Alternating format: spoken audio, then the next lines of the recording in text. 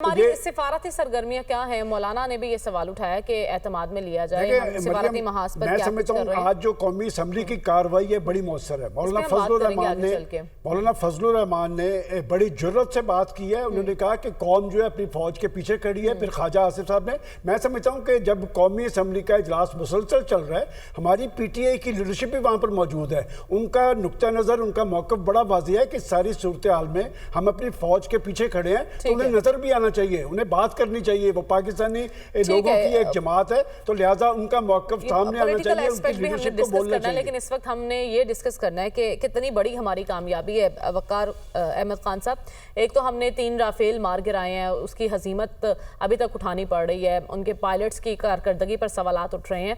फिर इसराइली साख्ता जो ड्रोन्स हम मार रहे हैं, और कल से ये सिलसिला जारी है, आज भी 6 ड्रोन्स भेजे गए और हमने नाकारा बना दिए हैं। कितनी बड़ी कामयाबी है ये हमारी सिक्योरिटी फोर्सेस के? आई थिंक अल्लाह का बड़ा करम है। जब हमने किया, इसमें भी आई थिंक चीजें आ जाएंगी, बिकॉज जब आप मिसाइल से हिट करते हैं उसकी पूरी वीडियो रिकॉर्ड होती है, वो डाटा होगा, वो अपने टाइम पे आएगा। बाकी I think Pakistan was very patient कि ठीक है, बिकॉज आजकल देखें आप हाइड नहीं कर सकते। मैं I would actually criticise western media also, because जो सैटेलाइट की बात, अमेरिका के पास पूरी फिल्म होगी, ऊपर से they must be watching what has happened. लेकिन आप देखेंगे आहिस्ता आहिस्ता, because now it is being talked, it is western technology versus Chinese, not बीच में अगर पाकिस्तानी पायलट्स को ऐड करें तो फोर्स मल्टीप्लायर हो जाता है। तो ऑल टोल्ड भी पूरी दुनिया को समझ आ गया। फ्रांस का लेमॉन जो आई थिंक अखबार है, उसने खुद एक्नॉलेज किया, उसने हेडलाइन लगाई है जी कि it's because of Indian air force weakness. और LOC पे जिस तरीके से इनको मार पड़ रही है, सरप्राइज अभी वीडियोज आ रही हैं, ये रोना धोना शुरू किया और वो इल्जाम लगा रहे हैं, क्योंकि एक तरफ एक बैटल हार्डन फौज है, नुकसान उठा रहे हैं ना LOC पर भी जी। तो इसमें ये जो फोर्स मल्टीप्लायर है, एक तो अल्लाह ताला का करम है, ईमान है, हम तो उसी के लिए लड़ते हैं। और दूसरा जो बैटल हार्डनिंग हुई है 20 साल में पाकिस्तान की अवाम की, I think somebody said it, I believe के फौज और एयरफोर्स की बाय एंड लार्ज नेवी भी इंशाल्लाह इसमें शामिल है।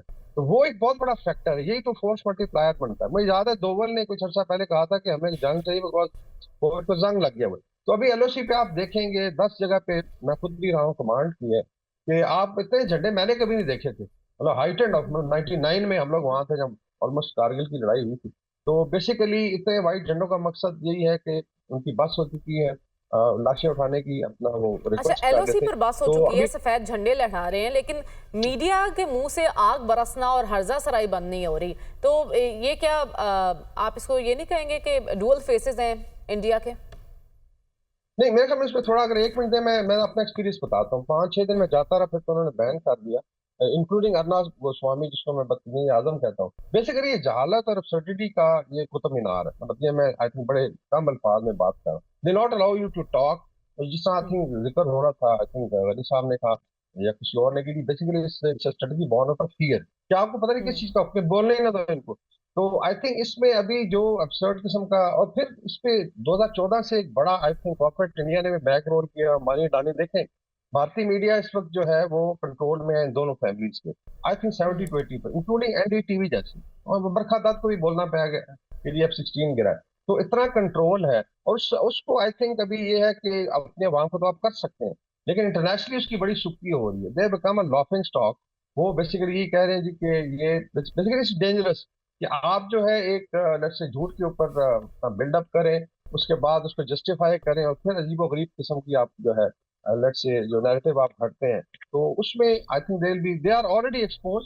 बाकी अपने अवाम को, वो भी हिंदी बेल्ट है। वकार खान साहब, आपने कहा आपका एक्सपीरियंस रहा है, आप वहां गए भी हैं, तो क्या इंटरनेशनल मीडिया मॉनिटर नहीं कर रहा होता ऐसी चीजों को? वो कैसे इतना झूठ बोल सकते हैं कि हमने फलां शहर भी फतह कर लिया और पाकिस्तान में ये कुछ हो चुका, जबकि यहाँ जिंदगी मामूल के मुताबिक थी? जी बिल्कुल, यहाँ टर्की में हमारे दोस्त हैं, मीडिया कहते हैं कि आप बैठते कैसे। मैंने कहा जी कई दफा इनवाइट करते हैं, लेकिन उनको मेहमानों की कोई इज्जत का पास नहीं होता, बिकॉज उन्हें तो गालम गलोच करना है। और एक प्रोग्राम में तो मैं थ्रू आउट हंसता रहा half an hour, because it was so absurd. मैंने कहा यार सर्कस है, टॉक समथिंग न्यू, कोई यार नया नैरेटिव लेके आओ, कोई नई बात करो। आपके पास 4-5 पॉइंट होते हैं, तो आई थिंक उसमें internationally now it's being recognised कि झूठ में मत। लेकिन इसमें एक डेंजर है कि जब आप एक लॉजिक बबल कर लेते हैं क्रिएट, उसके दरमियान एक नैरेटिव क्रिएट, फिर आई थिंक जो बात हो रही है उसी पे बिल्डअप करके आप मिलिट्री ऑपरेशन करते हैं, आप पूरी दुनिया का अमन स्टेक पे लगे। लाइक साउथ एशिया में खुदा ना खास्ता न्यूक्लियर वॉर होती है, क्विक टाइम 30 सेकंड में बताता हूँ। कोलोराडो यूनिवर्सिटी की स्टडी है कि अगर 100 न्यूक्लियर वेपन एक्सचेंज हो जाते हैं तो it takes out entire 2 billion people. ये तो गए, Middle East, half of China और यूरोप तक, और ये न्यूक्लियर विंटर आएगा 6 महीने के लिए यूरेशिया में। इट मीन्स कि यहाँ पे कोई चीज उगेगी नहीं। जस्ट इमेजिन कि अपनी ईगो को सेटिस्फाई करने के लिए आप आलमी अमन खतरे पे लगा। That's why I think people start jumping. अफसोस ये है, स्पेशली वेस्टर्न जो आई थिंक पॉलिटिकल लीडर्स हैं, स्टेट्स हैं, कि जब भारत ये कर रहा था तो वो टाइम था आपको रोकने का। Since they couldn't achieve objective, और पता है भी पाकिस्तान ने एक तो इनको ऑलरेडी आई थिंक डिफेंसिव मैं देख ही इतना जलील कर दिया, और अगर डिफेंसिव होता है now they are jumping in कि नहीं जी हाथ रोक लें, because they want this new norm to be establish कि नहीं जी एक न्यूक्लियर पावर को आप डेंट कर सकते हैं, हमारा साथ जो है झुकाना चाहते हैं। I don't think so it will happen. Already बहुत ज्यादा इनकी आई थिंक सुक्की हो चुकी है। Pakistan will take its course जो है, और वॉर टाइम ये थोड़ा आवाम के लिए है कि इसको प्लीज 2020 मैच मत बनाए।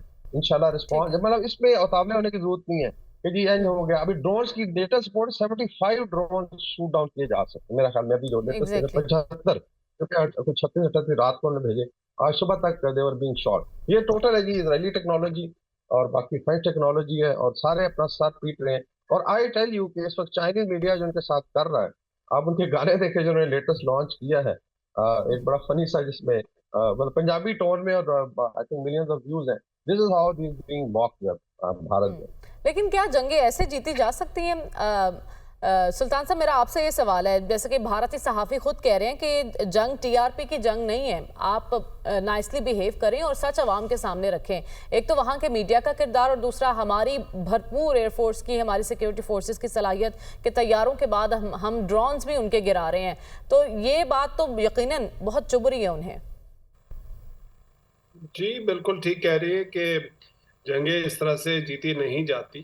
शायद उनकी तरफ ये रियलाइजेशन भी नहीं है कि जंग होती किस तरह से है, बिकॉज वो जिस तरह से इसको मिसकंस्ट्रू कर रहे हैं, दुनिया को जिस तरह से वो बताना चाह रहे हैं, वो एक डिफरेंट ट्रैक पे चल रहे हैं। उनको शायद रियलाइजेशन नहीं, इसीलिए पाकिस्तान बार बार कह रहा है। हमने पिछले क्राइसिस में भी कहा था कि जी जब 2 न्यूक्लियर वेपन स्टेट्स कोई वॉर पे जाते हैं, उनके कॉन्सिक्वेंसेस जो है खाली ये नहीं होता है कि जी आपके दोनों कंट्रीज के होंगे, रीजनल होंगे, ग्लोबल होंगे। अब उनकी जब स्टेटमेंट्स देखते हैं, लीडरशिप बड़ी डिस्कनेक्टेड लगती है, बिकॉज उन्होंने एक पॉलिटिकल एडवांटेज वो समझ रहे थे कि हम हासिल कर लेंगे इस तरह के ऑपरेशन के बाद, उसके बाद हम ग्लोबल लेवल पे नैरेटिव करेंगे। मेरा नहीं ख्याल है कि उनकी मिलिट्री को ये एहसास है कि वो जो पॉलिटिकल ऑब्जेक्टिव लीडरशिप हासिल करना चाहती थी वो उसके साथ अलाइंड है, या वो तैयार है, या उनकी कैपेसिटी है या नहीं है। तो ये मैं हमेशा से कहता हूं कि इंडिया के अंदर एक पॉलिटिकल और मिलिट्री के अंदर जो वॉइड है, गैप है, कि जहां पे पॉलिटिकल लीडरशिप कुछ और पॉलिसीज करती है, कुछ और चीजें लॉन्च कर देती है डिप्लोमेटिक फ्रंट पे, उनकी मिलिट्री चूंकि ऑन बोर्ड नहीं होती, तो फिर इस तरह के इश्यूज आते हैं कि जब क्राइसिस में आता है कि उनको फिर एक कॉस्ट पे करनी पड़ती है मिलिट्री की। थोड़ा सा अगर आप इजाजत है कि जो फेक्स और न्यूज और क्यों वेस्ट इसको एक्सेप्ट करता है, जी अनफॉर्चुनेटली इस एज के अंदर truth doesn't matter, how you reflect that truth या डिपिक्ट दैट ट्रूथ, उसको ज्यादा अहमियत होती है। और आपके पास जितनी पावर होती है, आपका नैरेटिव भी उसी तरह से होता है। इसका एक एग्जांपल हमने रशिया यूक्रेन वॉर में देखा, जो जब तक ट्रम्प साहब नहीं आए थे तो पूरी दुनिया को तो यही बताया जा रहा था, यूरोप के अंदर भी, और सिविलाइज सोसाइटीज है उनकी, आप कह लें कि एक तरह से बेहतर अंडरस्टैंडिंग होती है, जिस तरह से हम इमोशनली करते शायद वो लोग नहीं करते। लेकिन आप यूरोप में देख लें, यूनाइटेड स्टेट्स में देख लें, और जितना भी वेस्टर्न था हेमिस्फीयर, वो क्या कह रहे थे कि जी यूक्रेन रशिया को बहुत पेनलाइज कर रहा और बड़ी प्रोग्रेस हो रही है उसके अंदर, और उसके अंदर सारे वेस्टर्न थिंक टैंक्स भी उसी नैरेटिव को कर रहे हैं। तो जैसे ही वो रजीम चेंज हुई, ट्रम्प साहब ने उनका रग खींचा पाँव से और उनको जरा रियलिटी चेक कराया, तो वी नो कि वो what was happening in Ukraine. लेकिन वो फॉल्स नैरेटिव की जो बात करते हैं, ये एक अनफॉर्चुनेटली एक ग्लोबल फिनोमेना है, और इंडिया हमेशा अपने आप को एक कंपेयर करता है कि जी वो भी एक कोई रीजनल या ग्लोबल पावर, और यूनाइटेड स्टेट्स अगर इस तरह से नैरेटिव्स बिल्ड कर सकता है, और वॉर ऑन टेरर के या इराक वॉर, उसमें भी मीडिया का काफी रोल था, तो India can also do the same. 2019 में उनको पता चल गया था, लेकिन अनफॉर्चुनेटली वो लीडरशिप चूंकि एक एक्सट्रीम उस पर चली गई हुई है, और उनको कैपेसिटी लिमिटेशन की पता है, तो उनके पास फिर यही चीजें रह जाती है, अपने मीडिया को लॉन्च कर दे।